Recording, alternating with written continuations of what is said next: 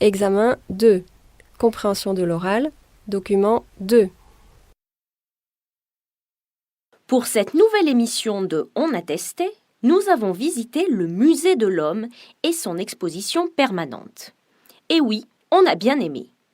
Tout particulièrement l'une des attractions principales, le mur des langues. C'est quoi le mur des langues ? Eh bien, c'est un curieux mur où se trouvent des langues humaines. Oui, vous avez bien entendu, cet organe que vous avez vous aussi dans votre bouche.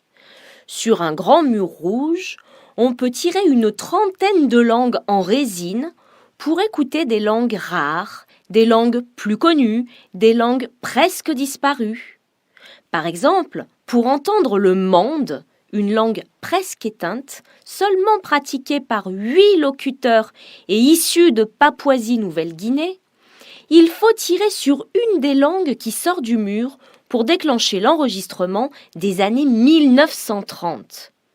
Des écrans nous racontent également les origines des langues, parce que l'homme, c'est la parole, et notre langue marque notre identité.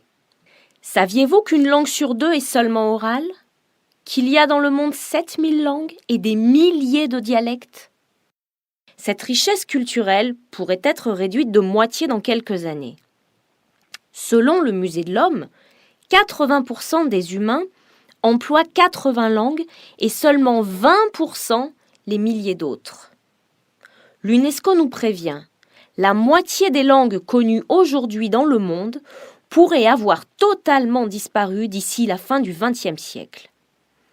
Nous vous recommandons donc chaudement d'aller visiter le Musée de l'Homme et d'écouter toutes ces langues en direct. Amenez vos enfants, ils apprécieront eux aussi. À souligner la gentillesse du personnel d'accueil et des agents de surveillance qui participent à rendre la visite plus agréable.